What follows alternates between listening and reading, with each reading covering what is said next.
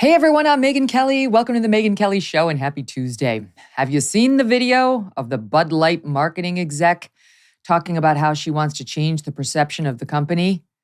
Heck of a job, Brownie. Great job. You nailed it. We dug into the story here on our team, and the truth is even crazier than what you may have seen. We'll show it to you. Plus, the drama inside the Tennessee State House continues with one representative who was expelled already being sworn back in, and we took a little dive into his past, and wait until you see what we found. You're going to love this.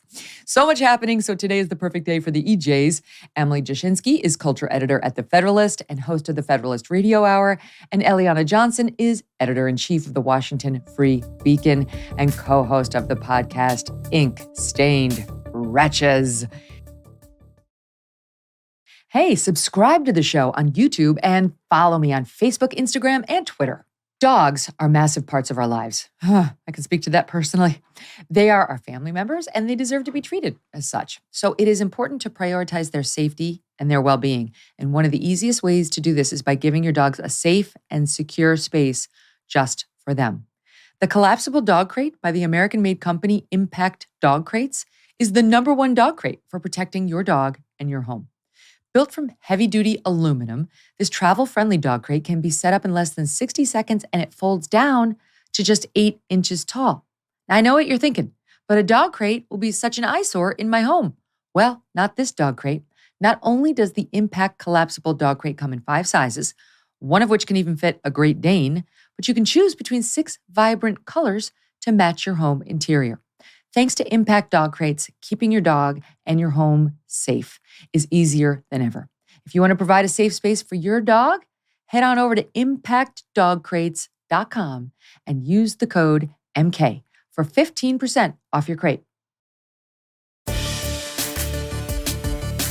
EJ, it's great to have you here. Good to be here.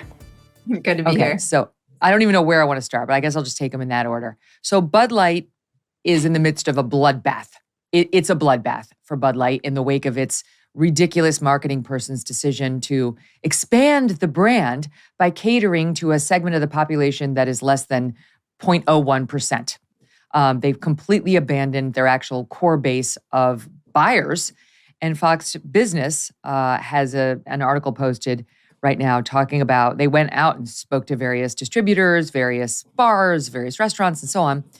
Consumers nationwide revolted is their headline after this bloodbath against the nation's top-selling beer brand after it stepped recklessly into the culture wars last week with its new spokesperson, TikTok star Dylan Mulvaney. For those not paying attention, this is what happened. This new Bud Light marketing executive, this woke, young Harvard grad, decided to completely change the face of Bud Light by creating Bud Light cans to celebrate trans activist Dylan Mulvaney, who's somehow managed to become the face of womanhood, even though Dylan has a penis. They talked to bar owners and beer industry experts talking about how, I'll just give you some examples. Filters Bar was one of them it's in Missouri. And Bud Light, Anheuser-Busch is headquartered in St. Louis. Catastrophic decrease in sales. 30% in bottled products down over the past week. Drought beer plummeting 50%. Similar stories around the country. Bud Light normally outsells rival products Miller Lite and Coors Light 25-1 at the Braintree Brewhouse in Massachusetts. Not this week. 80% of Bud Light drinkers ordered something else. The owner says the 20% who did order Bud Light were not on social media and hadn't heard about the new transgender pitch person. They didn't order it again after they found out. One pub in Hell's Kitchen, a New York City neighborhood known for its large and vocal gay community, reported Bud Light draft sales dropped 58% this week. Bud Light bottle sales were down 70%. Down in Texas, where Bud Light has sponsored a large weekly dart league with 100-plus players each Thursday night, the bar, which typically sells 3 kegs of Bud Light at the event, sold a total of 4 bottles this week. 4. Okay, and I could go on. I mean, they continue going across from person to person. So before I play the pitch person on this podcast talking about her brilliant plan, I feel this is a really empowering moment, Emily. I feel like, great, finally the go woke, go broke thing is working. And the question is whether they will learn, Bud Light and other brands. And it depends on their strategy, because sometimes their strategy is they know there is a slice of the population that loves this stuff. You saw this with Nike and Colin Kaepernick. There's a huge swath of the country that absolutely despises what Nike did with Colin Kaepernick. But because there's a small group of people that they could create a very loyal fan base out of, the Colin Kaepernick stuff kind of worked for them. They actually saw sales increase as part of that. Now, they have different fan bases, of course, than Bud Light. It's a really broad company, and Bud Light is too. But for the most part, Bud Light drinkers are probably more similar than the Nike demographic. And so is Bud Light's strategy to spend this much so that it gets favorable ratings on DEI, ESG scores, that it'll allow it to get better investments? Do they even care if they take a hit in business over a month? Of course, they should care, and their people who invest in them should absolutely care. But at this point, do executives see themselves as people who can sacrifice a tiny bit for the activism that allows themselves to show their faces at the Manhattan cocktail party circuit? That's actually an open question, because we've seen companies in the past spend a ton of money just to do DEI PR pushes. They might not even believe in any of it, but that's the strategy. It's like advertising, and it's this sort of personal penance. It's this personal thing that they're paying to feel good and to feel like they're virtue signaling, and they've bought themselves that virtue signal. So I wonder how much the executives at Bud Light care about these really stark numbers that you just outlined. I hope they do. People who are invested in them. This is not going to be like the Nike. I don't think, Eliana. This is not going to. Bud Light doesn't know who its audience is. They don't know who their consumers are. These guys at the NFL football games who are ordering Bud Light en masse at the, as they watch the Sunday game, the guys who are playing darts down in Texas, you've seen the videos online. They're renting out bulldozers and excavators to roll over huge cases of Bud Light that people are throwing out. Nike, it's a trickier situation because Nike has a large fan base, a large athletic fan base, a lot of Black people, and that resonance, that message from Colin Kaepernick may have resonated with them. Okay, so I can see how they took a bet that one paid off. There is not a huge base drinking Bud Light that wants to see Dylan Mulvaney celebrated. It's a shot, and a miss. I'm with you on that, Megyn. The closest analogy I could come up with is when a primary campaign ends and the candidate needs to pivot to the general. If you listen to the Bud Light marketing director talk, she essentially said, we need to broaden the reach and the appeal of this brand beyond our core users. Well, any political candidate would know, you can pivot to the center, but you can't lose the primary voters who backed you. You gotta keep your base if you want to pivot. Otherwise, the pivot is pointless, and you come out behind. You're going to lose that election. And I think the same is true here. You could pivot to the transgenders. You're going to lose your core base, who are not a huge fan of that sort of thing.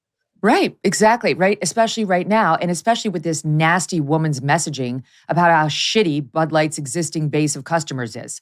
She doesn't like the people who buy their beer. She shouldn't work for Bud Light. She should take her story walking and go work for a woke corporation instead of ruining the one that employs her. There was another guy who was the chief marketing executive there for 43 years who got it. He understood who the customer base is. Then for some reason, he either retired or quit or got fired. I don't know what happened to him. But they brought in this woman, Alyssa Heinerscheid, who is now the VP of marketing, who said they really needed to update their fratty and out-of-touch branding with inclusivity. Here she was 3 days before the Dylan Mulvaney thing launched, before anybody had seen it, and she still thought it was safe for her to do podcasts and say what she really thought. She apparently didn't see the shitstorm that was about to rain down on her and her brand thanks to her stupid marketing campaign. Listen to her. So I had this super clear mandate. It's like we need to evolve and elevate this incredibly iconic brand. And what I brought to that was a belief in, okay, what does evolve and elevate mean? It means inclusivity. You've got to see people who reflect you in the work. And we had this hangover. I mean, Bud Light had been kind of a brand of fratty, kind of out of touch humor. And it was really important that we had another approach. So she went this way and went on to say it's essential that the brand attract more female and younger drinkers. Otherwise, there will be no future for Bud Light. Because this, Eliana, is what she thinks women will support. That women want a fake pretend woman who mocks us at every video Dylan Mulvaney releases to be the face of our beer. That's her understanding of what women want.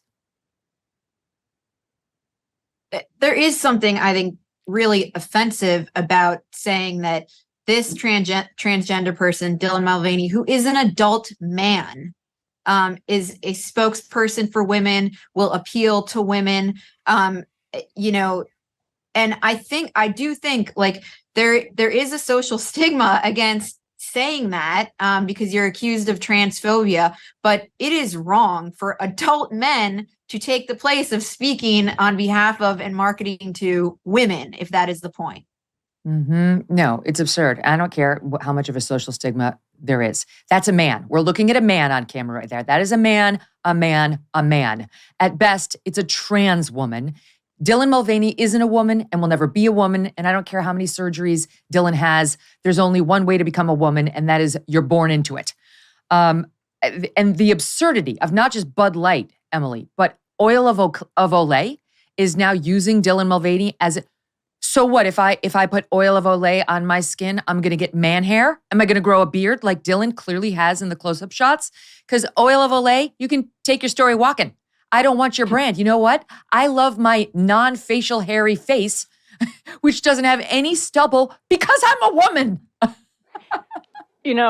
don't want to pivot to Tampax, but I feel as though I must. Because Dylan Mulvaney is also hawking Tampax at this point, which you could not write. I mean, you can't make satire that ridiculous. And so, it's completely offensive. Apart from sounding a little bit like I imagine Eliana sounded when she took over the Free Beacon, that marketing director is hilarious because it's some real millennial bullshit. Like, they don't realize how that's going to age. Gen Z is already way more heterodox on this question of trans identity because they've seen a lot of their friends suffer from it. This is like a caricature of a millennial trying to connect with young people, like the hello fellow kids thing. And the other part of this I wanted to mention is that when you have people out there, like Kid Rock shooting the Bud Light cans and everything like this, they're not necessarily always offended because they're just completely, conservative Republicans, although that's absolutely the case. It's the signal that Bud Light doesn't give a damn about them. It's like CMT last week with the drag performance after the shooting in Nashville. It's a signal that we think you're outdated. We think you're fratty and gross and backwards. And we're trying to move away from that because we don't have respect for you. So even if in some cases it's not like that their politics might differ, somebody who decides not to order Bud Light, it's that they feel like they're, getting like something's a slap in the face to the way that we're there from, how they grew up, and the way that people they love think. So it's not even just that like one narrow political issue. It's just this cultural sign that you don't like the people who buy your product. It's so true. And this is obviously some woke activist, this woman. She's Harvard, Wharton School grad, 39 years old. Her LinkedIn profile proudly states she is the first female to lead the largest beer brand in the industry, and soon it's going to state to drive it out of business. I mean, she's going to be fired. I predict right now, this woman will be fired. She'll be relieved of her duty, and they'll make a thing out of it, right? Because Bud Light needs people to know that she went rogue and that they were a not martyr for her cause, Megyn. Great, good for her. She can go run for the legislature down in Tennessee. So she went on in this interview to talk about how she thought Bud Light's former marketing strategy was dated and male focused. And she was very proud of one of the Super Bowl ads that she put together. It featured Miles Teller, who was in Top Gun Maverick, and it featured Miles and his wife, whose name I think is Kaylee. Keely, we'll listen to it. Kelly, okay, Kelly, but it's spelled weird. Anyway, So the ad is all about Miles Teller. It's about Miles Teller. It features his wife a bit, but listen to her describing the ad, Alyssa Heinerscheid. I cast an incredible female choreographer who just brought incredibly positive, amazing energy to the spot. We cast Miles Teller and his wife, Kelly Teller, but it was really crucial to me that if you see that spot, Kelly is the heartbeat of that spot. You're seeing this whole experience through Kelly. She's the beating heart. She, I would sort of argue, is sort of what propels you through that experience. And that was intentional. My God. I'm so sick of this nonsense, aren't you? See, the woman, the ad is about the actual one who's famous, but it was through the eyes and the heart of the woman, and it was choreographed by a woman. That is to my credit. That's really what she's saying, Eliana, right? Like, it's sort of like the Disney executive. I sneak my secret woke agenda in wherever I can. There are a lot of layers here. First of all, I love the rainbow children's art it's like coming out of her head in the image. It's perfect. But then even before you said she was Harvard and Wharton educated, my thought was this is clearly a woman who is a product of elite institutions on the East Coast. She is part of the crowd that was certain Elizabeth Warren would be the Democratic Party's nominee in 2020, who uses terms like Latin X, and thinks that the rest of the country thinks and talks the way they do. And if they don't, they're backwards people, and who doesn't have the self-awareness to realize they live in an elite bubble and need to check their biases. Look, I'm part of that same kind of elite. I live on the East Coast. I'm a product of the same institutions. I realize I may not have my finger on the pulse of, rural America. I think a little self-awareness would have taken this woman a long way. It's not that hard. If you bother to care, if you read certain publications, if you listen to certain reporters on this show, we take callers, it's like they don't have their finger on the pulse because they don't care, Eliana. You care. And while you may not be living in rural America, I've listened to you long enough and read you long enough to know you do care. You make an effort to learn. They don't, because they think these people are losers. They think they're gross. She's embarrassed that Bud Light is the drink of choice for Kid Rock supporters.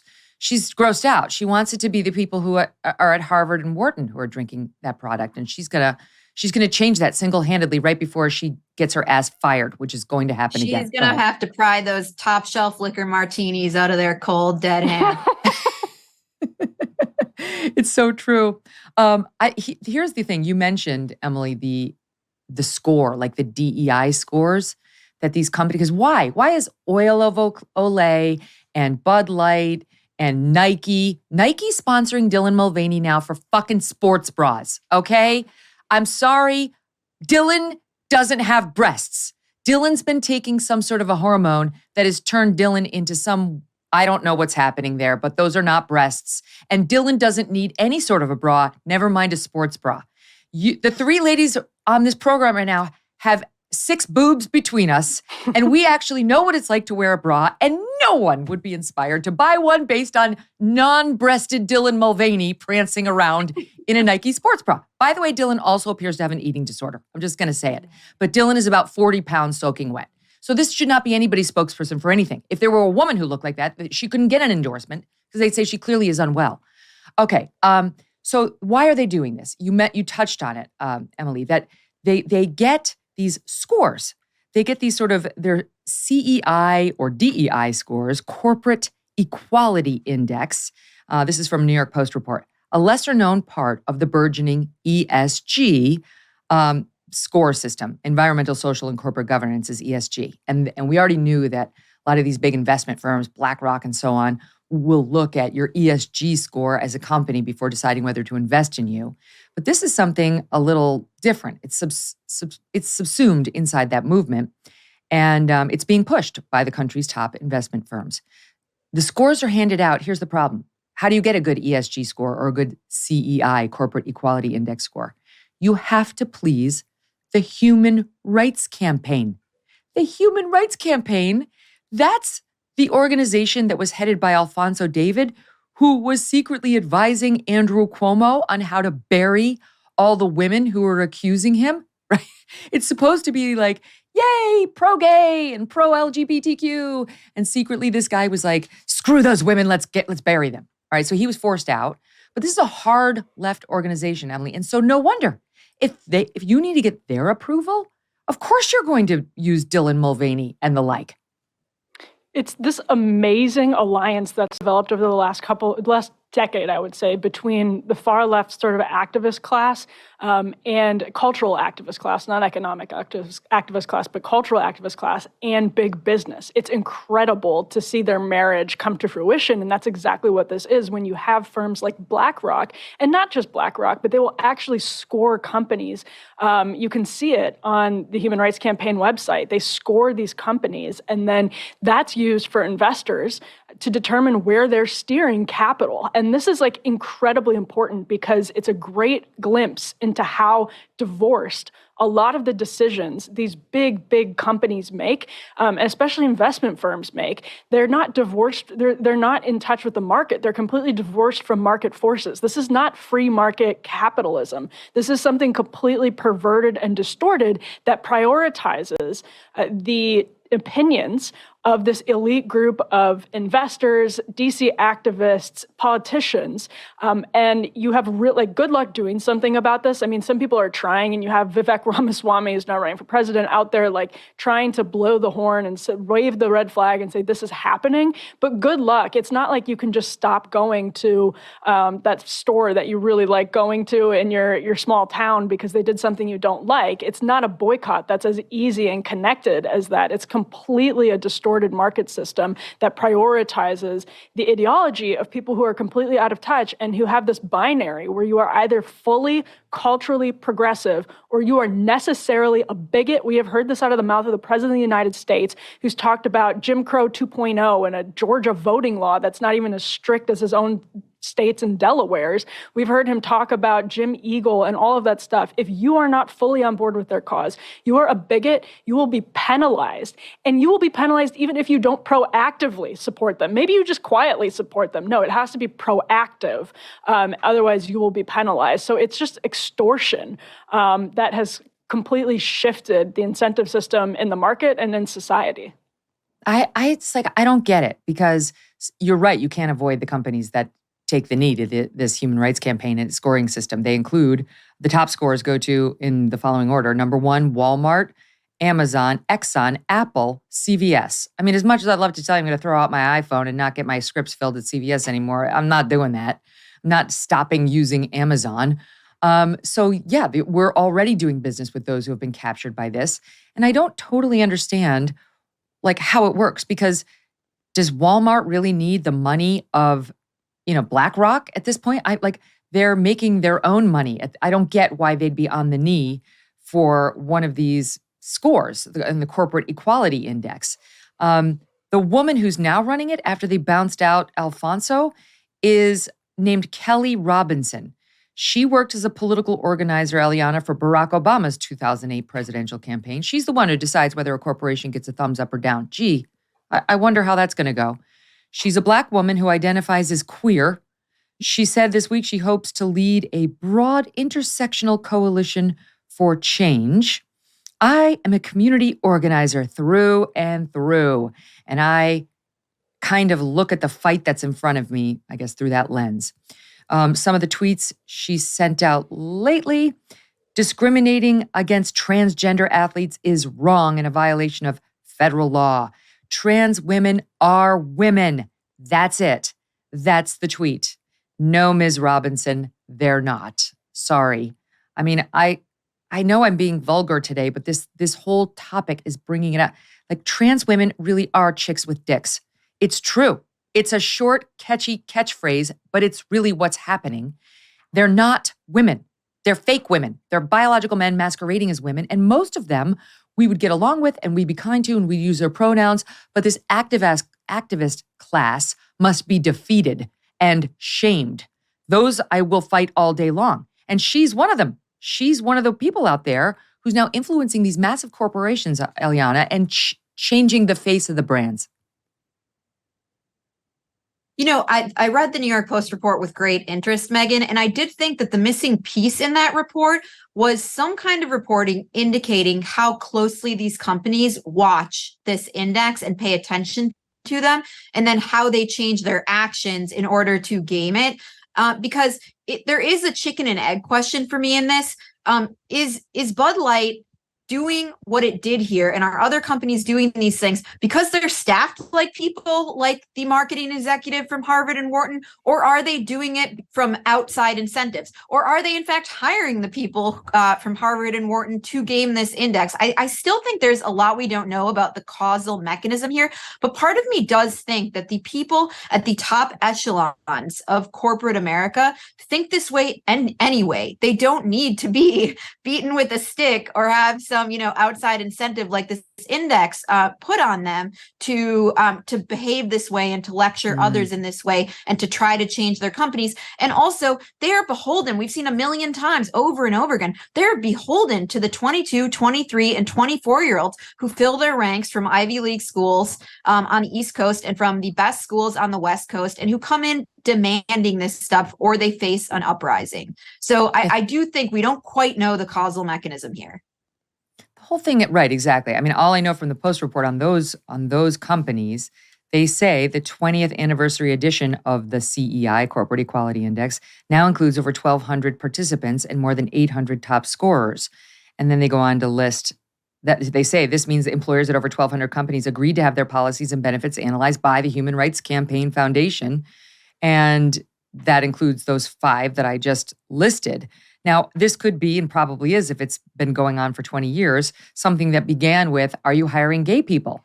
Are you providing, spousal or partner benefits for people who are in a gay relationship or marriage or, committed relationship, whatever? I can understand that.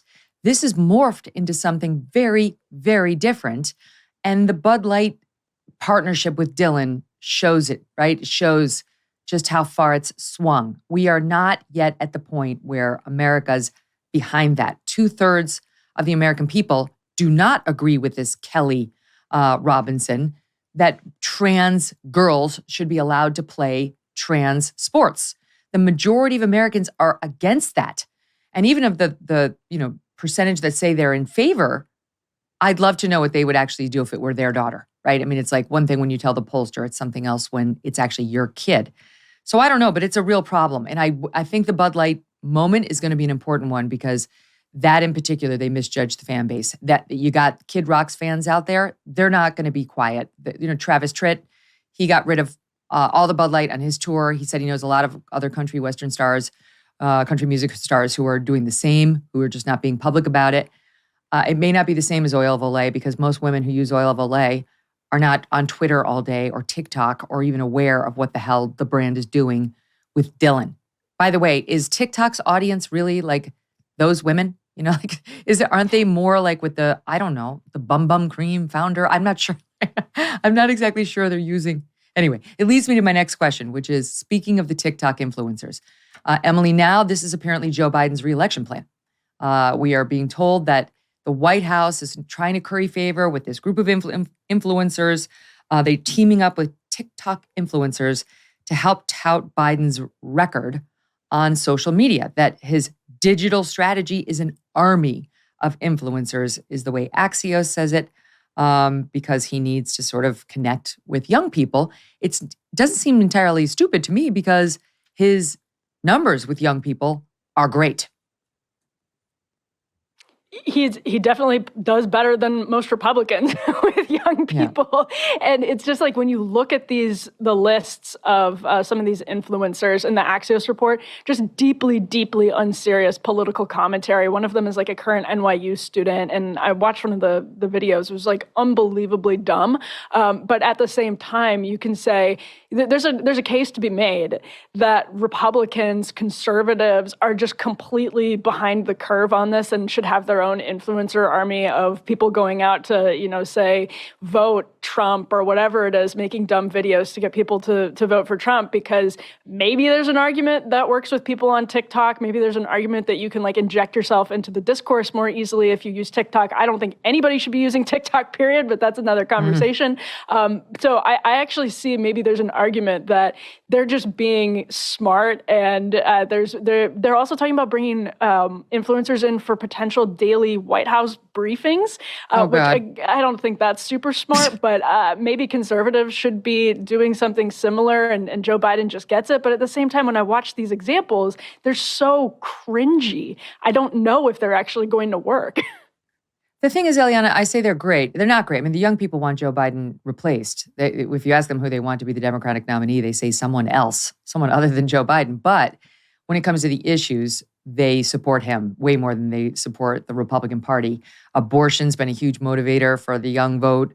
These social issues, social and cultural issues like we're discussing, young people tend to lean more left. There was just a poll out over the weekend that showed that was one of the areas in which liberals were beating conservatives, Democrats were beating Republicans by some 3 points. So he's trying to gin up that base, especially as we see some of his core constituency, namely Hispanics and some Black voters, migrate over to the Republican Party. Absolutely. The best detail, I think, from that Axios piece that Emily alluded to is that they're considering having a briefing room for influencers, a special briefing room and a special briefing for these influencers. But I think Biden is trying to do a little bit of a two-step here ahead of announcing his reelection, which in itself is interesting that he hasn't actually announced yet. The first is you do see him talking to the middle on some issues. He vetoed that the crazy DC crime bill, where the DC City Council had overridden the mayor's veto, and crime in the District of Columbia is out of control. And Biden came in and supported the veto of that bill. That was an interesting move, and he rebuked the far left flank of his party in doing that. At the same time, you do see him courting, Dylan Mulvaney has cozied up to the Biden administration. The Biden administration has used Dylan Mulvaney to get his message out. They're trying to do both of these things at the same time, because the vote of these young people who are the most unreliable voters, but are ardent supporters of the Democratic Party, is incredibly important to what is likely to be a pretty close election from where we see it now. Biden is weak on the Democratic side, and young people, like the rest of the Democratic Party, would rather not have Biden atop the ticket. But Republicans aren't exactly sitting pretty either. Their leading candidate is under indictment in New York. Whatever you think of the merits of the indictment, it's a pain in the butt to deal with that. And the rest of the field isn't, right now looking like a bunch of rock stars who are ready to defeat Biden.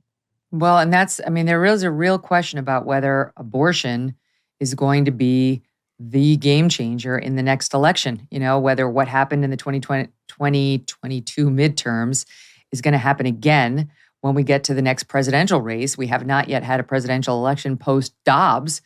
And, I heard my pals over at Commentary this morning talking about this, Emily, saying, you got Ron DeSantis, who was about to sign a bill changing the abortion statute in Florida from, I think, 15 weeks to 6.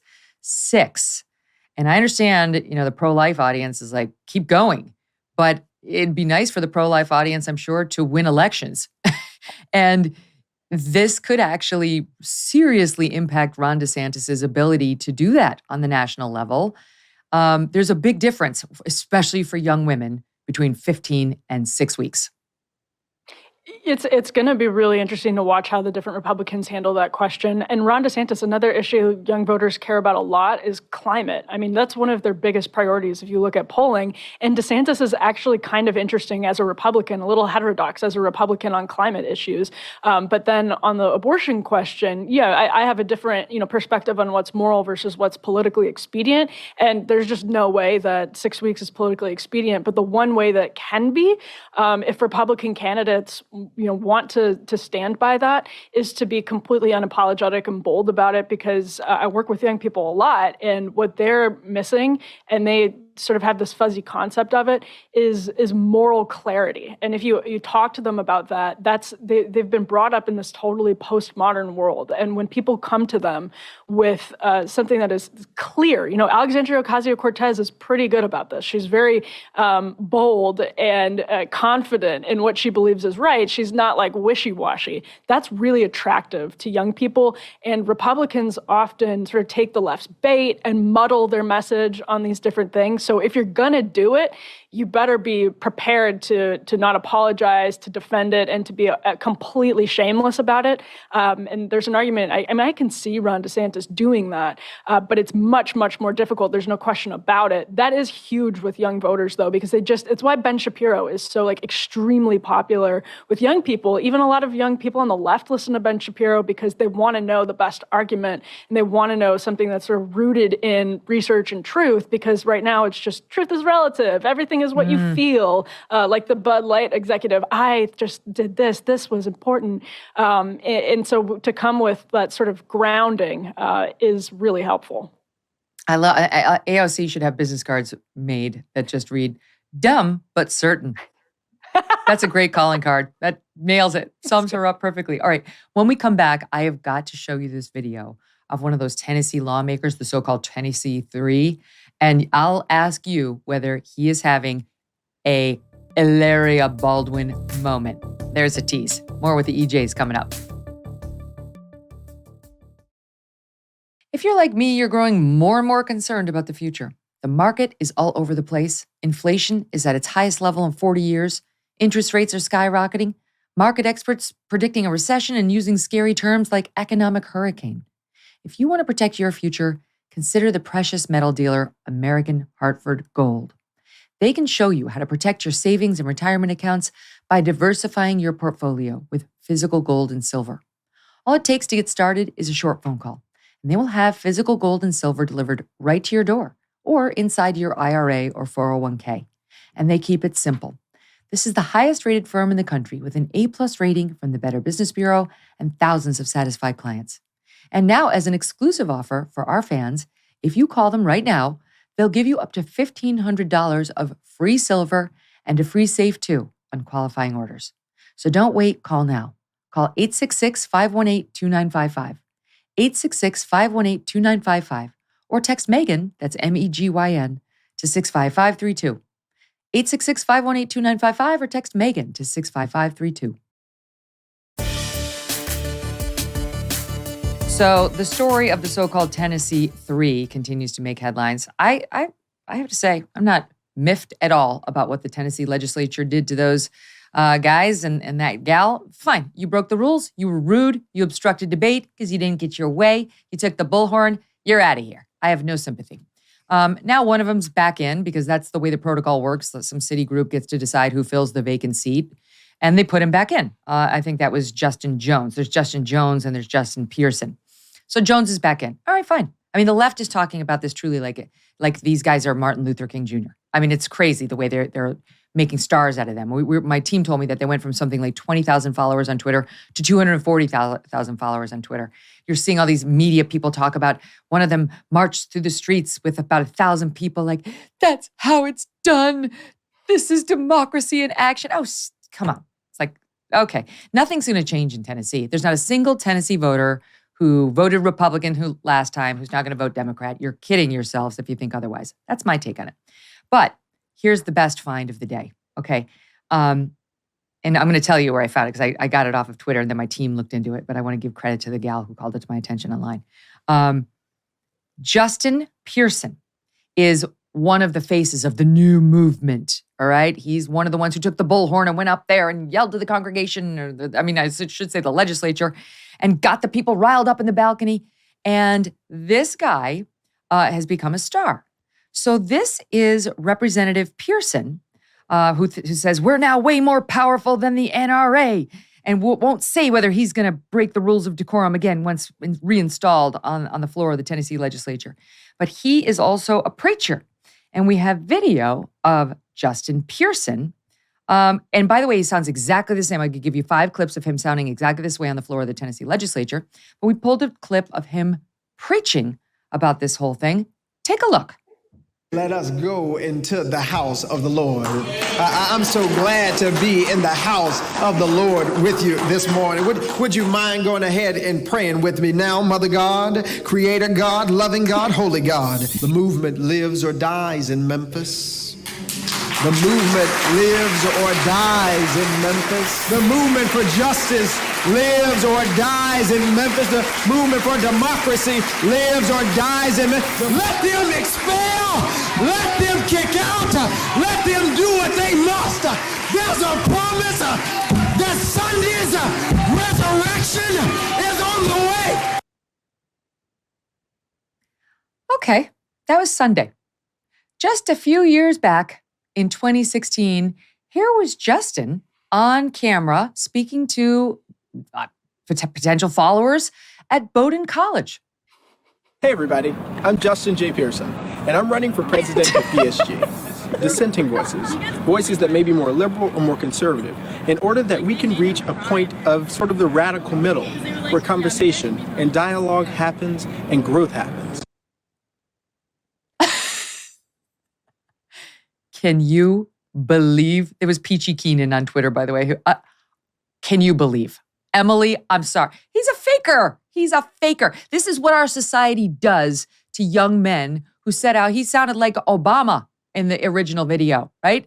And now he sounds like Jeremiah Wright. Yes, it's a fine line between Obama and Jeremiah Wright. Except, Megyn, back in the day, Obama had to dissociate himself from Jeremiah Wright, and now this guy becomes Jeremiah Wright to get popular. Yes. We've gone in the wrong direction. And gets more Connected. followers. Yeah, he's getting a decent amount of engagement on social media. And what's amazing, this is a classic case of what we at the Federalist refer to as Selma envy. One of our writers, Hans Feeney, came up with that, where it's just this deep desire to be a part of something meaningful and purposeful in a world that has none of it. So you just LARP. You put on a costume, you act, instead of actually doing something of similar substance. This is stupid. This is substanceless. They put on this, I mean, they could call it an act of civil disobedience, but it was just a superficial bullhorn protest that democracy's greatest cheerleaders have suddenly decided is totally democratic to disrupt democratic proceedings.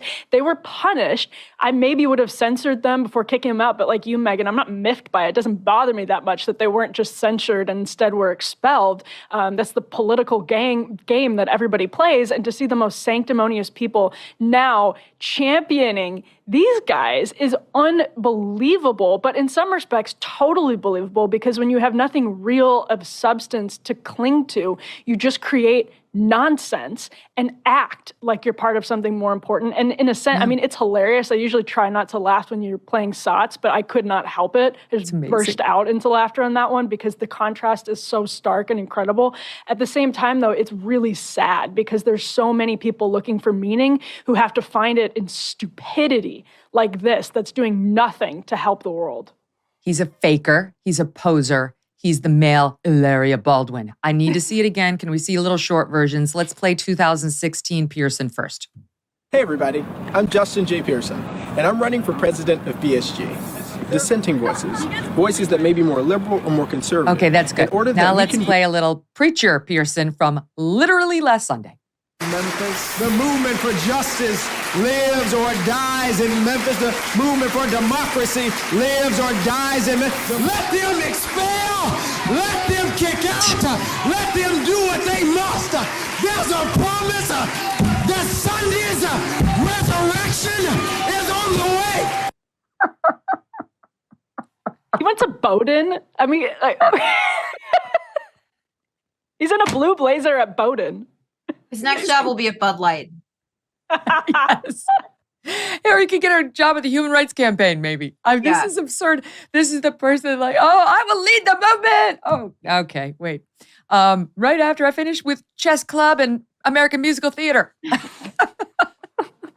So we've learned a little bit more detail on Kamala Harris and her little speech down in Tennessee. She went down there and getting all sorts of plaudits from the press for, it was a game day call. And her staff, they didn't know which plane to take. And it was so exciting. They'd been thinking they were going to have a day off thanks to Good Friday, but no, they had to go support the boss as she went down there for this, making history. And now it comes out, okay, this is I'm trying to find the site, Politico. Politico reports, listen to this, because she went down there, she met with the Tennessee Three, but she did not have time to meet with the families of the 6 who were killed at the Christian school in the first place. That was just a bridge too far for her because the focus needed to be on race. That was what her speech was about. It was about race, and it was about guns, and the people who actually killed by the trans activist with the gun, she didn't care. So here's what Politico says. Worth noting. Although some conservative commentators have criticized Harris for not meeting with the families affected by last month's shooting at Nashville's Covenant School, a White House aide tells Playbook that the families were invited to Kamala Harris's speech, which was at one of those historically black community colleges or historically black colleges. So she didn't even have it. She had it at college. And she invited, apparently, the families of the 6 to come listen to her rant, but they couldn't make it. So the fact that Politico would offer this, like that's a real thing, like screw you and your invitation to the grieving families that they need to get off of their couches and come to you. They need to come to you. It's offensive, but this is what she needs to be celebrated for her last minute decision and taking control and how she threw out the speech that the staff gave to her, Eliana, because she just wanted to keep it simple. And if you watch her speech, she was fired up for the first time. We saw an actual, genuine, authentic Kamala because it was about race and wokeism and all that crap. And while looking for credit for saying to the families, you come to me and maybe I'll pat you on the head. I love that she wanted credit for her nimbleness and agility and just hopping on that private plane and getting down there and putting herself in the middle of the action, all the while, not being able to fit into her busy preaching schedule, a meeting with the families of the victims affected by this school shooting. It is all, I think, very on brand for Kamala Harris, who was one of the first candidates, if not the first, to drop out of the 2020 primary, and is the reason I think as many Democrats as do support Joe Biden's bid for reelection, because they fear they will be left with Kamala Harris if Biden either takes a misstep and trips, or anything happens to him, or declares he's not running, because she is not a nimble political actor. This has definitely become a political issue for the left. They love this. And I think one of the reasons they love it, of course, Emily, is they don't want to talk about the fact that a trans person went in there and murdered 6 Christian people, and including 3 kids, 3 9-year-olds. We immediately had to pivot to how the shooting by a trans person put trans people at risk. The real victims here were the trans people. Everybody's concerned about transgender people in Nashville. Not a word about the fact that maybe the Christians in Nashville and Christian schools are the people who were the victims here, that they are at risk, that they were targeted for a reason. Got to remember, the real victims here are the transgender community of Nashville. Mm-hmm. And the real villains, of course, are, as always, Republicans. Right. And I think that's why this is such a pathetic LARP, and it's just stupid, because at the end of the day, the substance here, we're not even talking about it because the media is so easily distracted. Like, you dangle a shiny object in front of it and they're like a baby. They can't stop themselves from, paying attention to that instead of the substance, which here is that the vast majority of gun violence in this country is illegal gun violence that does not look at all like what happened in Nashville. The bills at hand have absolutely nothing to do with the vast majority of gun violence and gun deaths. And the Tennessee Three don't actually want to deal with policies that would really start taking a chunk out of those problems. They don't want to talk about that. They don't want to deal with any of that. So they're doing what's easy, and they're just going to play act, and they're going to latch onto something so that they can have their Selma envy and pretend to be doing something that is deeply meaningful and substantive, because they can't actually latch onto anything difficult because they don't really have the courage. They don't have the courage to take on the political issues that would actually matter. So they're pretending and they're acting like people in the past in our history that did have courage to make themselves feel courageous and like they have something real when they absolutely don't. And that's where I think this is just absolutely a tragic statement on the country, because when you peel back the layers, there's nothing there. Yeah. To me, it's infuriating because it's like your anti-gun agenda. And I am not some gun activist. I mean, if they passed an assault weapons ban tomorrow that the Constitution would allow, I'd be fine with that. I'm not some big gun enthusiast. It's just I recognize the futility of that lane. All right, there's 400 million guns in America, the vast majority of which are automatic weapons and semi-automatic guns. And even if you take out all the AR-15s, you're not going to get rid of the most lethal handgun. And so what are we doing this for? You're still going to have homicidal maniacs who want to kill. Why can't we fucking focus on that? Why can't we focus on mental illness? Why can't we fortify soft targets like schools? Why can't we do what we know will work? And people like these guys who lose in the debate on the House floor, who were allowed their say, but lost fair and square, who then try to hijack the debate, ought to be kicked out. Zero problem with what the Tennessee legislatures did. And if he does it again, he should be booted a second time. Emily and Eliana, stay with us. Lots more to get to. Like many people, I am eating healthier these days, and that is why I love good olive oil. And by good, I mean fresh. Olive oil packs the most flavor and healthiest nutrients when it's fresh from the farm. And that's the problem with supermarket olive oils. They're not fresh. They can sit on the shelf for many months growing stale. That's why I like my olive oil direct from small, award-winning farms, thanks to a guy named TJ Robinson, also known as the olive oil hunter. When I first tasted TJ's farm fresh oils, I fell in love with their vibrant flavors. They are delicious on salad, veggies, pasta, meat, fish, you name it. You got to try it. Try it out for yourself. Put my word to the test. As an introduction to his fresh pressed olive oil club, TJ's willing to send you a full-size $39 bottle of one of the world's finest artisanal olive oils for just $1 to help him cover shipping. Best of all, there's never a commitment to buy anything, and you can cancel your membership at any time. Get your free $39 bottle for just $1 shipping and taste the difference freshness makes. Go to harvestfreshnow.com. Harvestfreshnow.com for a free bottle and pay just $1 in shipping. Harvestfreshnow.com. All right, so Stormy Daniels continues to be lauded by the media. A normally good reporter, Olivia Nuzzi, writes a very bizarre article about Stormy in New York Magazine. I'm not sure what went on here. I'd actually love to talk to Olivia about what the hell went on here. The title is How Stormy Daniels Sees It Ending. The article begins with Stormy performing a tarot card-like reading for Olivia. This is from the piece. Daniels doesn't claim to be a fortune teller. Nobody can predict the future, she said. We all have free will. But she can for sure identify fortune's fool. She raised her hands and pressed the empty space between her palms. She spoke quietly. What can you tell Olivia about Donald Trump? She waited for a moment. Nothing. What the fuck? She said. That's weird. She was having trouble connecting to the realm of the spirits. She shuffled the deck again. There. Between her palms, the force field of energy swelled. She dealt the cards. As if by magic, the room shifted. My ears began to ring. This is Olivia.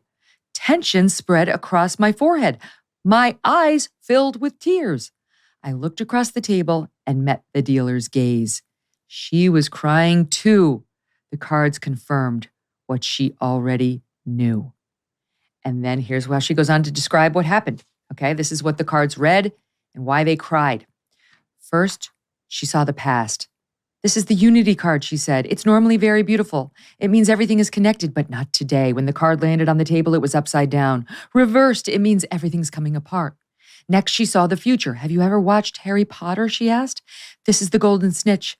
It is chaos, fucking chaos, energetic chaos. This is the outcome. Shit going crazy, potential for good, but needs to be harnessed. Olivia writes, I was bewildered by the wave of emotion that seemed to wash over both of us at once. Why did we cry? Because it's real, she said. It's chaos and death and destruction. For clarity, she drew one more card. She inhaled sharply. The worst card in the deck, she said. The sickle. The image was a sharp, curved blade. Sudden shock, trauma, wounds. Think of a sickle. You slice everything apart. She shook her head and waved her hand over the cards. "This isn't good," she said.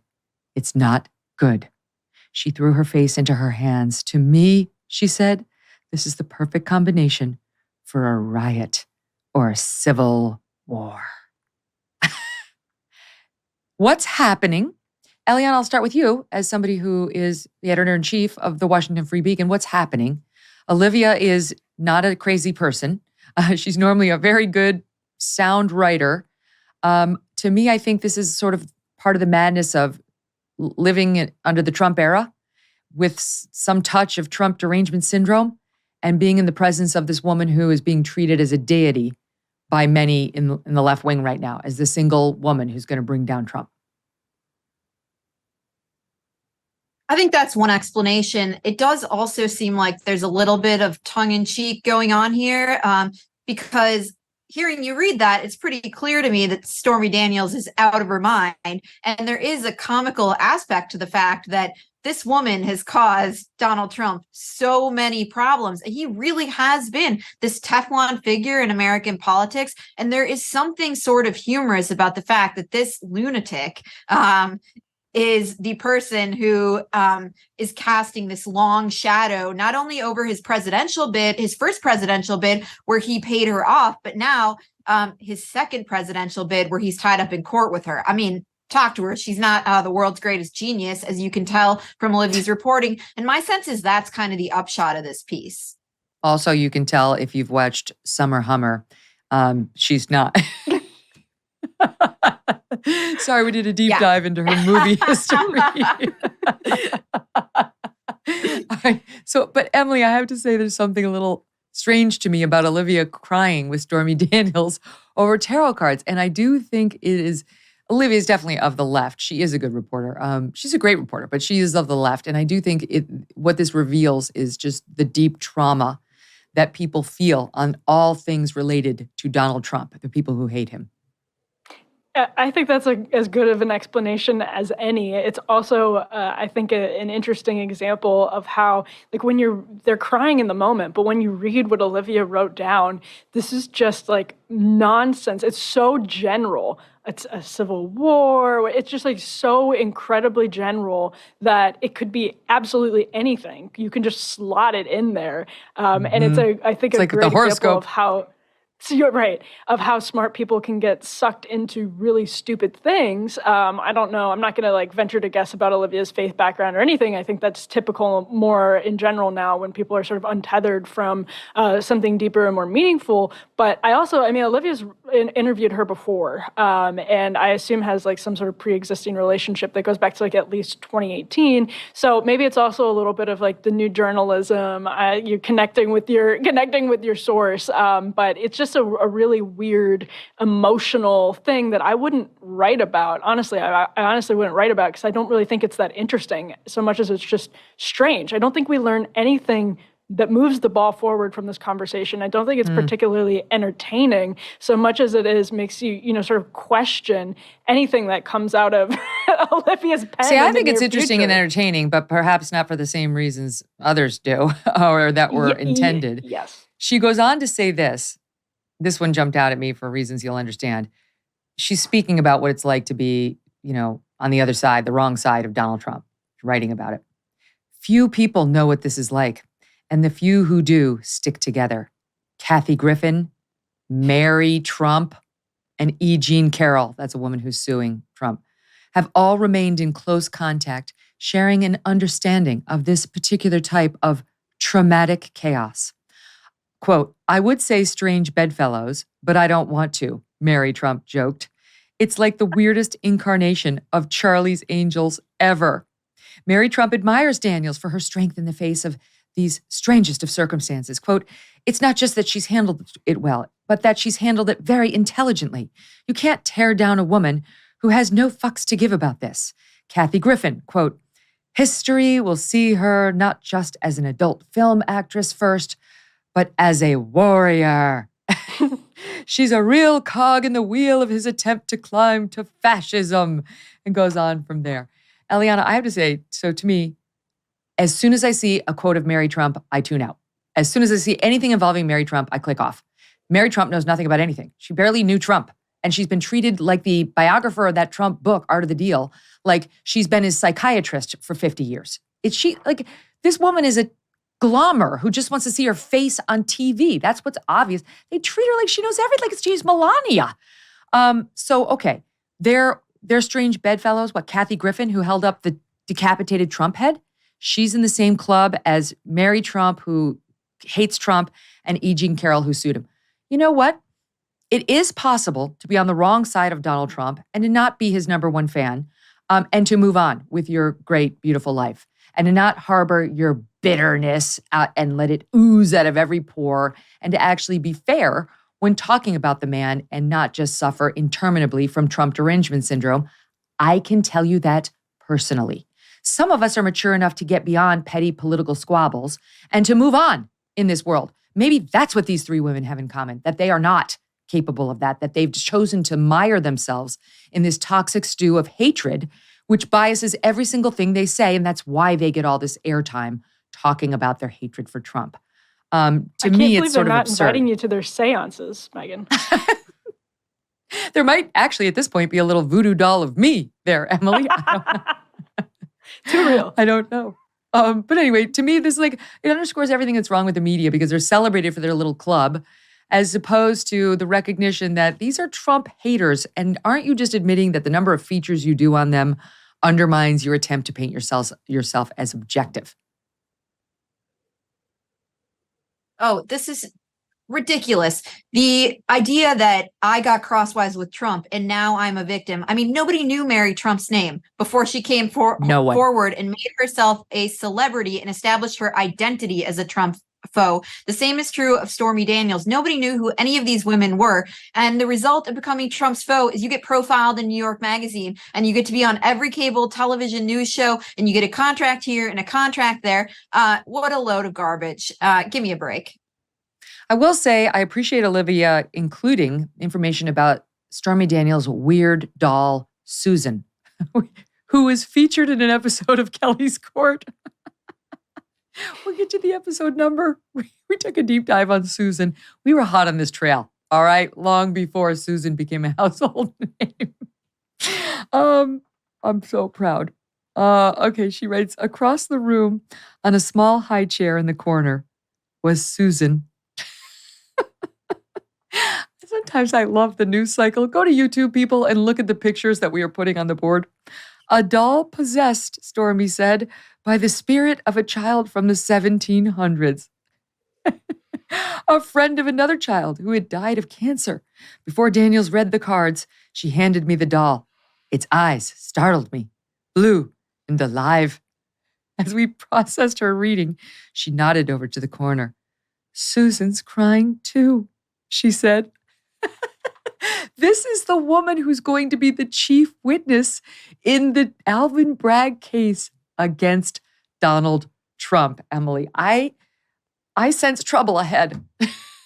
You might think. It's weird how so many of these conflicts come back to Stormy Daniels and Karen McDougal because the left has latched onto them as their excuses to build these insane, disproportionate cases against Donald Trump. Now, it is, though, amusing, just from an outsider standpoint, that these women are giving Donald Trump such a headache. And that, I find it absolutely hilarious that someone who has a doll named Susan that is apparently crying. You can sense this doll crying along with you while you're doing horoscopes with a reporter, that this is the person at the center of Donald Trump's, so far, actually at the center of an unprecedented moment in American politics. She is not the hero we need, but truly the hero that we deserve at this point. It's so deeply unserious. Susan could be a witness at the trial. Susan could be the surprise gotcha. Susan saw it all. She witnessed it. She saw everything that went down. She probably has more credibility than Michael Cohen. I'll give her that. So in any event, that's kind of fun. I was into that story. Now, before we leave the topic of controversial women, can we spend a minute on Megan Rapinoe, who has decided to weigh in on whether biological men, trans women, should be able to compete in female sports. All right, Megan Rapinoe, one of the stars of the USA women's soccer team, and she decided, along with Sue Bird, who's a former Olympian professional basketball player, to sign a petition trying to stop the Protection of Girls and Women in Sports Act.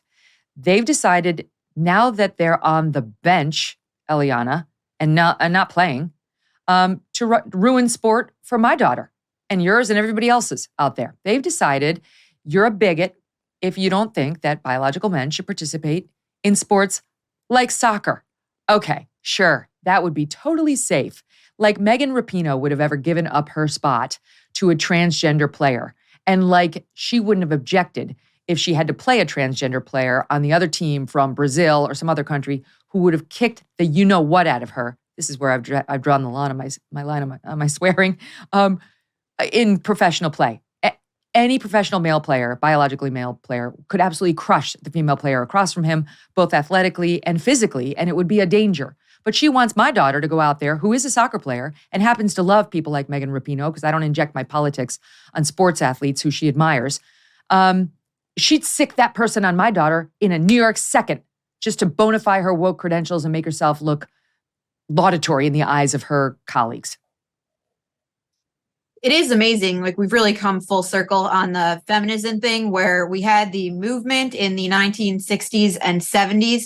And now today's feminists are arguing that really we need biological men competing in women's sports. And the troglodyte right-wing position is to say, no, this space should be reserved for women. That's an argument that feminists once would have made. And Megyn, I'm sure you and I are old enough to remember, and maybe Emily, there was a huge deal about Title IX and carving out space for women's sports and having a separate space for women to compete in athletics that was separate from men. And now the women who, because of these rules, have risen to the heights of fame in this country, to the top of their professions, are re-erecting those boundaries to say, we're going to put men back in, and take away the space for female athletics that allowed us to reach the fame and fortune.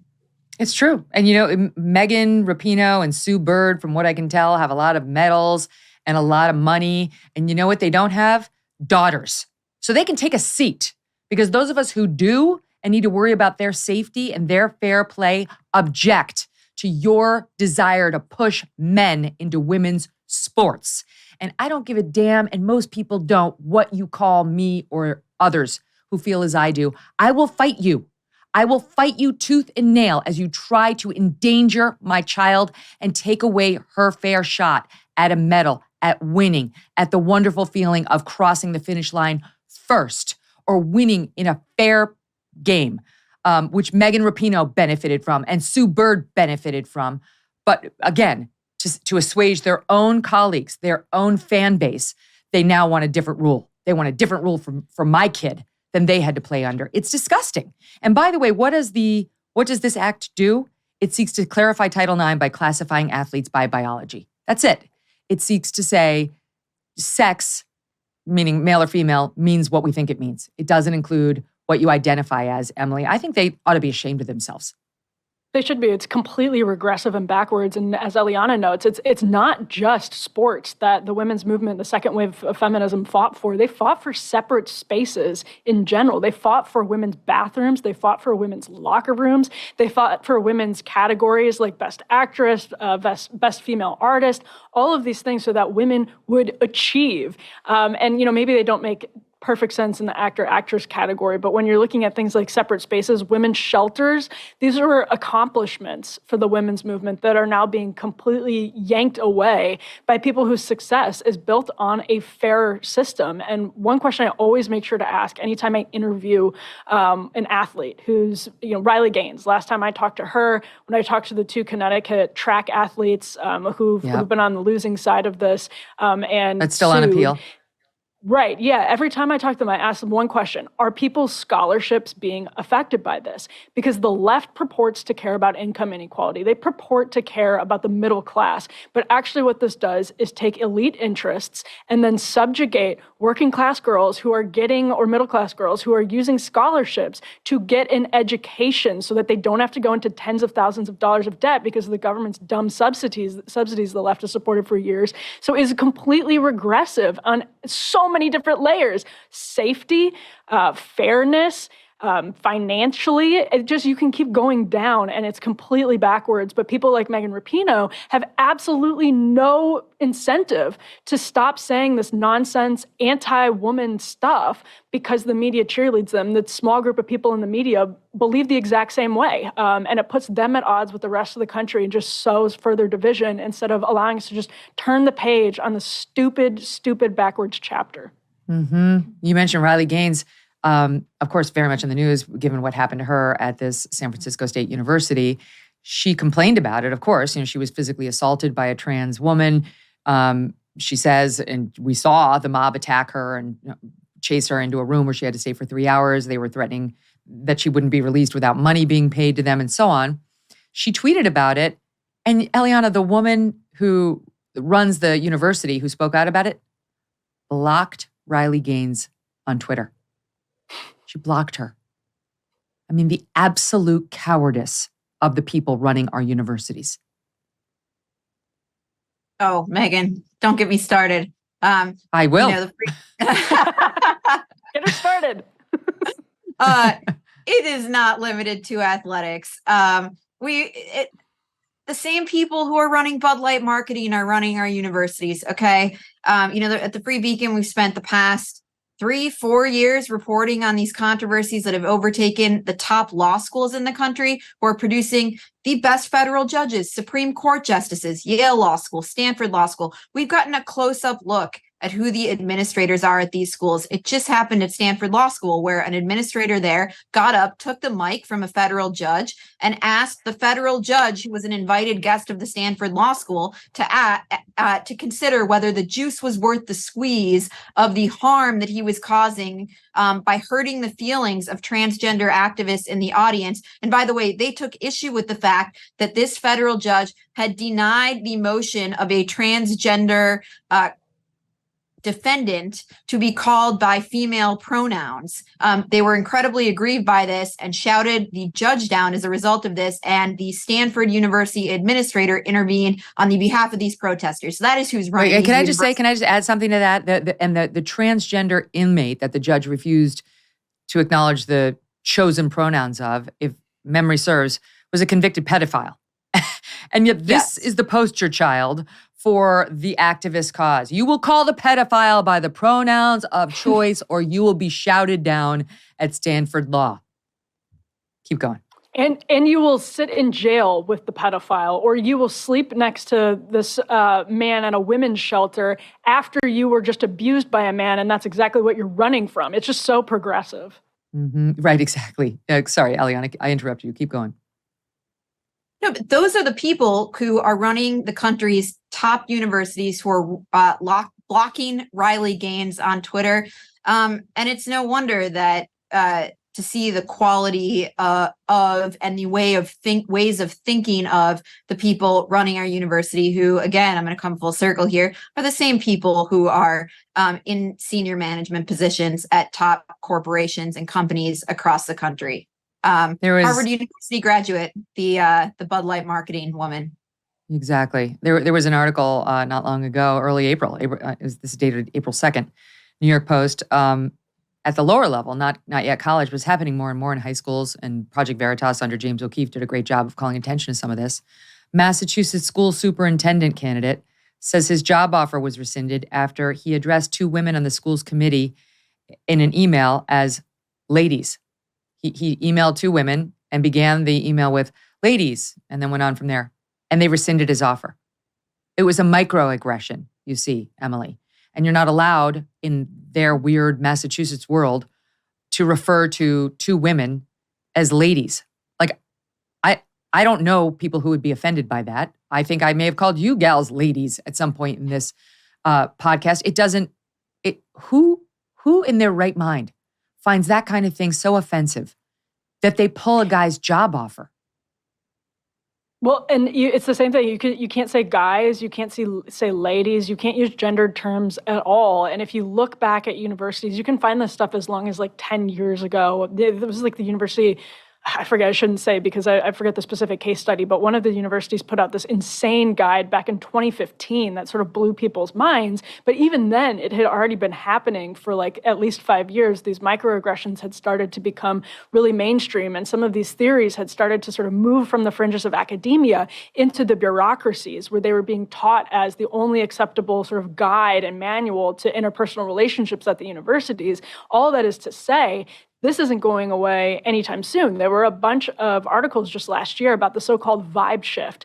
And I bought into it a little bit, and I still do, that there is, at least on the surface level, there is something changing. Like you have Bill Maher going on rants against wokeness, and you have all of these people that are increasingly comfortable sort of speaking out against the far left excesses of it. But the problem is you have a generation of people my age and a little bit older and a little bit younger who have been taught nothing else. They've been taught this is the bedrock of interpersonal communications, interpersonal conduct. And so that's imported into the workforce now, and it's not, you can't just pull it up. It's like deeply rooted into their concepts of what's right and wrong, because the universities, first of all, they got rid of truth. It all became relative, or truth was a white supremacist concept, another thing that's actually taught at certain universities. So once you get rid of all of that bedrock, they planted this new foundation really, really deep. And you can't just, say there's a vibe shift and it'll go away. It is going away a little bit, but it's never going to go away for a very, very long time. We're going to be dealing with this for decades to come, not just years to come, because this is very deeply rooted in their sense of self, their sense of morality. We're in big trouble for years to come because it was happening under everybody's noses.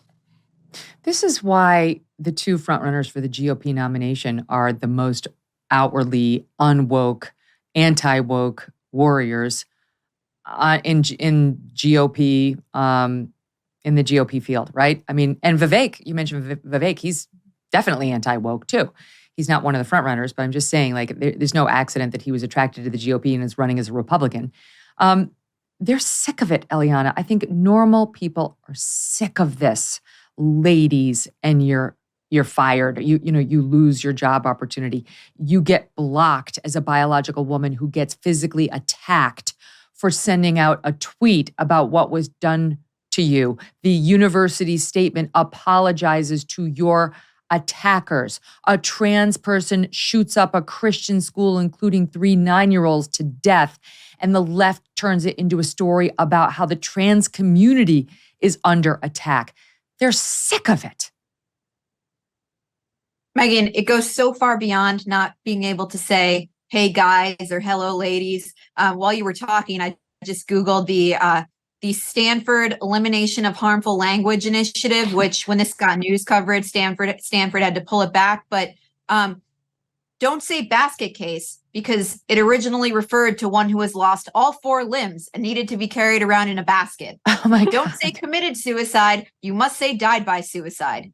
Don't say crippled. You must say person with a disability. Don't say handicap for the same reason, or handicap parking space. Cannot use any of these terms. This is a list. It's like a new dictionary, okay? Literally a new dictionary. George Orwell is like turning over in his grave right now. But it goes so far beyond the gendered language. Oh, you can't say go off the reservation. Can't say crack the whip. Can't say abusive relationship. Need to say relationship with an abusive person. And on and on and on. Can't say rule of thumb. Can't say rule of thumb. Rule of thumb. Master Minor bedroom. attracted persons. Okay. Yes. That minor attracted person leads me perfectly into my next segment, and that would be the Dalai Lama. Oh my God. So the Dalai Lama, I think this happened in Tibet, is over there in some sort of a ceremony. And I mean, literally, I don't think I've ever done any Dalai Lama news. It's like he talks to Oprah and other people who call him the spiritual leader, whatever. And the next thing you know, these children are going up to the Dalai Lama. He kisses this young boy, and then in English, he sticks out his tongue and he asks this young boy to suck his tongue.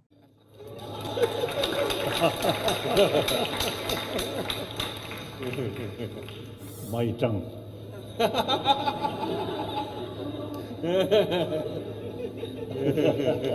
I will never look at this man the same again. I am done with the Dalai Lama. Not that I had any relationship with him, but this is sick behavior. I don't care this is not defensible. And yet we are seeing some defense of it. The Dispatch today, which is, Jonah Goldberg's publication, Steve Hayes, they put it in their newsletter as presented without comment. Why? Why? Fucking comment. It's disgusting. That's pedophilic behavior. That deserves you're disgusting and somebody needs to investigate whether you've done more behind closed doors. That's not presented without comment. What are you doing, Jonah Goldberg? It got worse. Today, over on CNN, a reporter for Rolling Stone magazine, Jay Michelson, said the following. Listen. Jay, you've met the Dalai Lama many times. Have you sucked his tongue?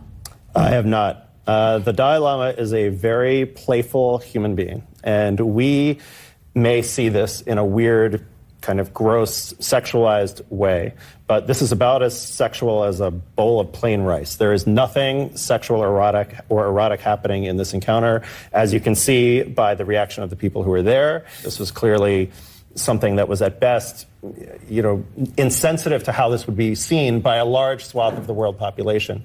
But it seems clear from the video, and look, I'm biased. I mean, the Dalai Lama is one of my spiritual heroes. I have met him. Being in his presence is really one of the most powerful experiences I've had in my life. Oh my God, Jay, snap out of it. Sometimes we get disappointed by our spiritual leaders. Take a look at what we've gone through in the Catholic Church, for God's sake. That was disgusting and it's inexcusable. I can't believe, Emily, that people are out there. I can't believe the CNN panel didn't stand up and walk out saying, what's wrong with you? You're sick too. I can't believe Alison Camerata joked about it, honestly. Did you suck his tongue? I mean, that's really was not funny in any way whatsoever. I'm embarrassed for him to have said that on television. It's going to age very poorly because, as you said, Megyn, there needs to be an investigation into whether something deeper has happened behind closed doors, because this looks like something that is extremely alarming. It should be a red flag. I don't know what mechanisms exist for an investigation like that to happen, but it's just like there's no good explanation for it. There's no way to frame that and say, well, maybe this, well, maybe that. It's not sexual at all. I mean, what are you talking about? There's a child involved. To sit back in your little comfy chair on a CNN panel and make that determination for the child, this is just like a really, really disgusting place to go. And yes. Again, I suspect it may not age well because maybe there's more that we're going to learn under the surface of this. It makes absolutely no sense. There's no way to sugarcoat what happened there. And I think a lot of things should be called into question because of it. Maybe it's an aberration. Maybe this is a one-off. Maybe. But I just have a hard time believing that, and at least think that somebody should be digging deeper now because, if it is a one-off, it seems to me that would be an exceptional case. How dare he try to normalize this obviously sexual encounter between the Dalai Lama and this young boy. It was an exploitation by the Dalai Lama of a young boy who didn't know any better. And you could see the boy looked uncomfortable when the Dalai Lama asked him to suck his tongue.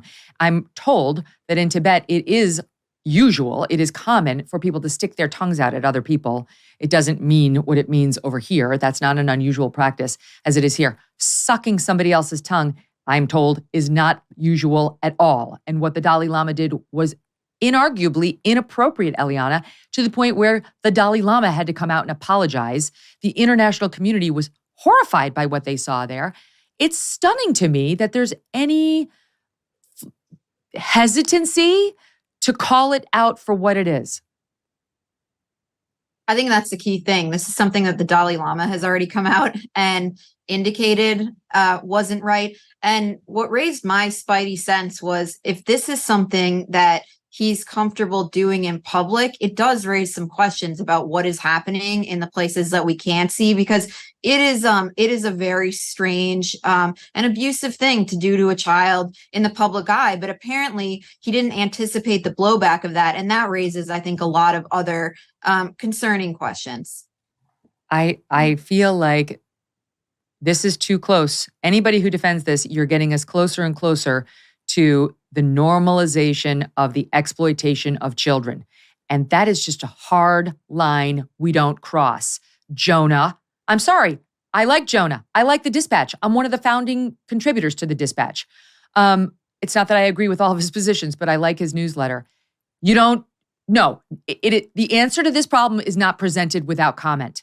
The answer is you comment, you condemn, and you make sure we of the sane and rational minds hold a hard line against this kind of behavior, or you get more of it, Emily, or you get more of it. We are seeing tiny buds of this on far corners now in our discussion, though. I'm seeing more and more of it. What was the term that you used? The minor attracted people. That's becoming a thing. Quickly. It's quickly It's actually becoming probably on that Stanford list. You can't say pedophile. You have to say minor attracted people. Right. And so I went back and looked at what I was referring to from 2015. It was at the University of New Hampshire, and they said you couldn't use the word American, and that caused all kinds of consternation at the time. But look at how quickly that's moved to now, very seriously, there is a push from academics, and folks can Google this. They're very serious academics with some traction in leftist fringe circles who are now making some of the same arguments we saw made about gender identity, but in minor attracted persons language, where they're sugarcoating and attempting to destigmatize pedophilia in an effort, they say, to help people better deal with it and thus eradicate it, get it out of make people less likely to act on it, which is a ridiculous and disgusting argument. We've already seen the results, the fruits of those efforts in other corners of society. We have run this experiment. We know it is a horrible idea. Not only does it sound like a horrible idea on its face, it's illogical, but in practice, it will not work. It will not work. And it'll, again, bring us to just examples exactly like this one. And I think, by the way, when your sort of faith isn't rooted in this idea that people are bad, inherently fallen, that we are all sinful, it makes it really easy to get caught up in looking at someone like the Dalai Lama, who you've had really profound spiritual experiences with, as he was saying, and just not believe it. You don't believe it because you have way too rosy of a perspective on human beings. And that's true of a lot of academia. It's true of a lot of the media. They just don't understand human nature. They think they can cure it somehow by changing to these totally Orwellian, to Eliana's point, terms like minor attracted persons that destigmatize something that deserves intense stigma. A healthy society stigmatizes pedophilia. Yes. Okay, so that leads me to what's going on in the UK. I have to do a quick break, and then we will discuss this naked education that's being foisted on kids over in the UK 2 minutes away. Stand by. More with Emily and Eliana after this. Over across the pond, the UK's Channel 4 has decided it would be a great idea, in the spirit of sex education and talking openly with teens and tweens about what's coming their way through puberty, etc., to put a bunch of naked adults in front of them so they can check out the naked adults' normal bodies, and just everyone's going to be super normal. Here's a clip. Sod 11. Is it cold? I couldn't look at them. I don't think my cat's even got that much hair. You're giggling quite a lot back there. I'm always the one that giggles. Bobby, how do you feel? I feel fine. Yeah, not even bothered. I mean, I've never been in a room with 4 naked people. They've never been in a room with 4 naked people. Maybe Dr. Alex has. I'm not sure. Elliot, you've got naked people standing in front of you. Yes, I do. Is this a new thing, a new experience? I'm guessing it probably is. Yeah, it is a bit. Oh my God, look at that kid. I guess you can get on beginning at age 14. For the listening audience, they were fully grown adults, male and female, completely butt naked right in front of the kids. Full frontal nudity, standing there, just lined up against one another. Four of them, I think. And they say the show is about body positivity. The program aired in Britain last week.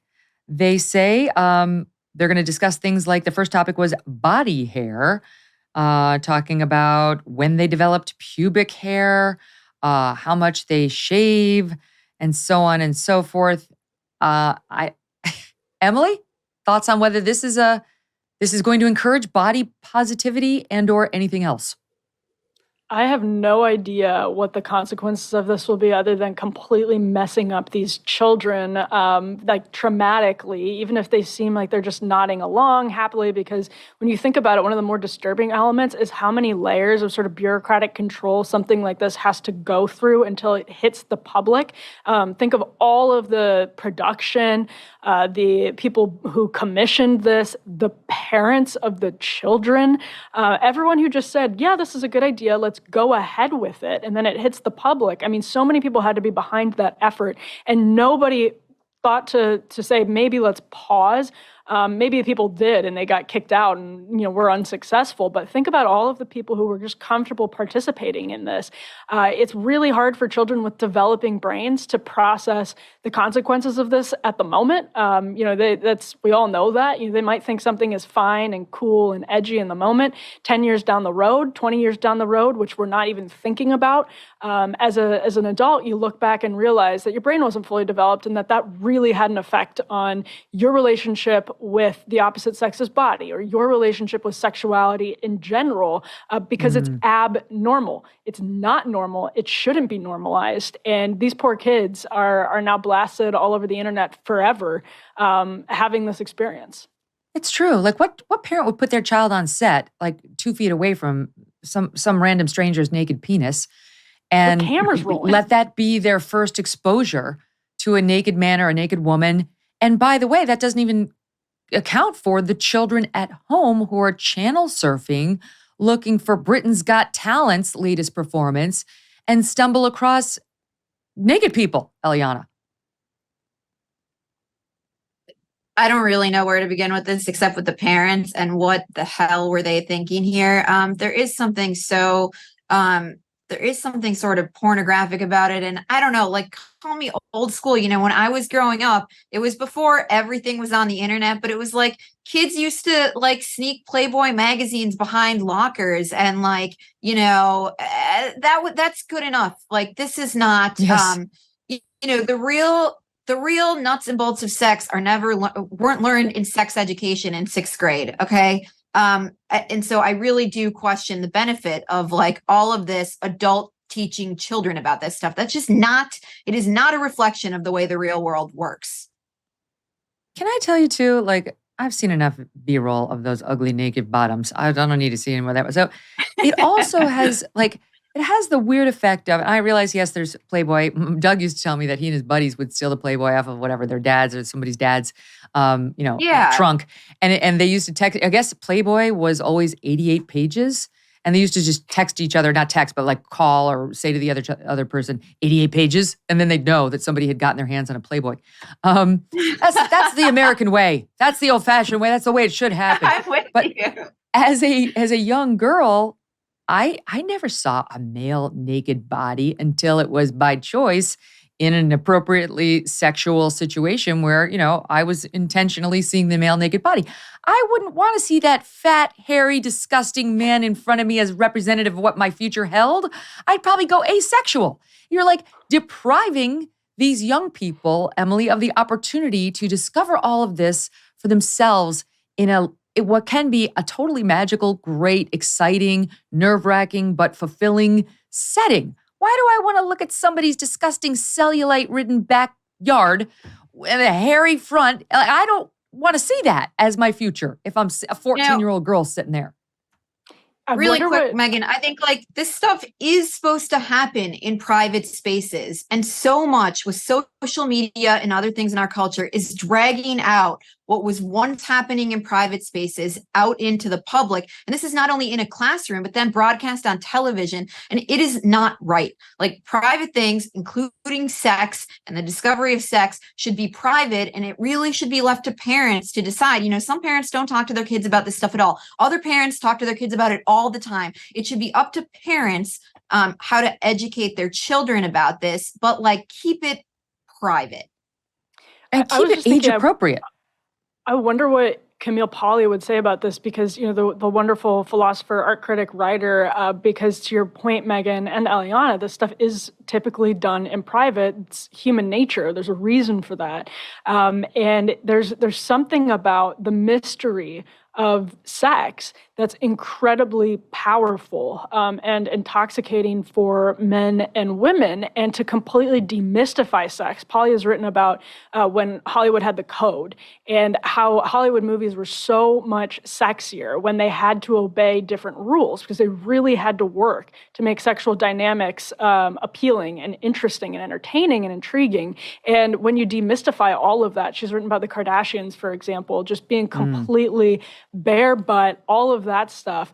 You're really taking the mystery out of sex in a way that's harmful, not just to the culture, but for people who later have to experience it. And for kids, first of all, to see this, like this is just on another level of insanity, obviously, and danger and all of that. But just imagine growing up in a culture that has demystified sex to this point where you're seeing basically bare butts. Lizzo just posted a naked photo. When you're seeing all of this, you're inundated with it. Our relationship and younger people's relationships with sex and sexuality are absolutely going to be hurt by this for a long time in the future. So can I give you a defense of it, Eliana? There was an op-ed published in the UK's Independent by a woman named Katie Edwards. She writes, "We can all get puritanical about it and say that there's never an appropriate context for teenagers to see naked adult bodies. Teenagers is like as if they're all 18 and not 14, and there is a difference as the mother of a 13-year-old, significant between those. We can willfully block out reality and pretend that teenagers are innocents who know nothing of real naked bodies or issues around sex, sexuality, and consent. But seriously, who are we kidding? Our kids are taught that child-sized waists alongside large, perfectly smooth, round buttocks are not only normal, but desirable. No wonder body dysmorphic disorder is increasing among teenagers. That's the reality for kids today. That's what's considered normal. Naked education might be a bit of a gimmick. It might not be everyone's cup of tea, but isn't there something positive to be gained in having conversations about real bodies, body image, sex, and consent? Isn't it important to discuss how many of the normalized body grooming behaviors, such as women's removal of body hair beyond the head and eyes, have been imported from pornography, and what this means for young people's sense of self-worth? Did you know that you were shaving your legs because of the patriarchy? Did you understand that's what had happened? That's why, anyway, forget that last bit of feminist offering, but what about her defense of real bodies? They're already seeing the fake Kim Kardashian bottom out there like it's real and it's a lie. Why not show them real people and disabuse them of those notions? Well, the article posits that this would be an interesting discussion to have, and I think that that's fine. It's a fine discussion to have. But I don't think I object to the idea that to combat body dysmorphia and to realize that the idealized version of the female body is not exactly what each one of us, and I say this as I'm not Stormy Daniels over here trotting around, but that like we all look different. You don't need to see people naked to realize that. I think it's sort of a ridiculous argument, and there's plenty of conversation to be had without trotting out 4 naked adults in front of children. And she said, like, oh, let's not pretend 14-year-olds are so innocent. Nobody's pretending that. Like, it's totally. I think it is for each parent to decide how permissive they want to be with their kids. But your husband, Megyn, was texting 88 to his friends. Like, of course, this is what the kids are doing and what they've always been done. But there is a certain propriety that they've got to sneak behind their parents' backs to do it. And that this is not a society sanctioned thing. It happens behind closed doors. And both when you discover it in the pages of Playboy and when you really do it. Like, we don't sanction people having sex in parking lots and office buildings. Yeah. And also like the weirdness, the normalization, Emily, of having a naked man stand in front of your minor child. We don't need to normalize you should have inappropriate behavior. Yeah, it's the same thing as saying, yes, you should have a discussion with your child as you feel best, not a TV station, but you should have a discussion with your child about sexual norms, as opposed to letting them watch Hollywood. Fine. But that's like saying you should just put your kid and take them to watch people have sex. It's like that's the equivalent of that argument. Right. It is idiotic and stupid, let alone the fact that you're rolling cameras and broadcasting this to a national, now international audience. And it's just stupid and wrong. Right. I'm going to have to ask Doug exactly how they communicated 88 pages because he, like I, grew up in the 80s before texting. So it must have just been like a phone call. Must have been like, alert, red alert, 88. Was it always 88 or was just their favorite edition of, I don't know. I'll find out. I'm sure he further remembers updates perfectly, tomorrow. Megyn. He does. He does. Great to see you, ladies. It's been a pleasure. Thanks for having us. All right. Now, I want to mention to you that tomorrow we're going to be joined by Sam Harris for the full show. You heard him mentioned earlier this week. He got in trouble for saying whatever needs to be done to get rid of Trump is worth it. We'll talk about that and so much more. Excited to have him back on the program. We will see you then.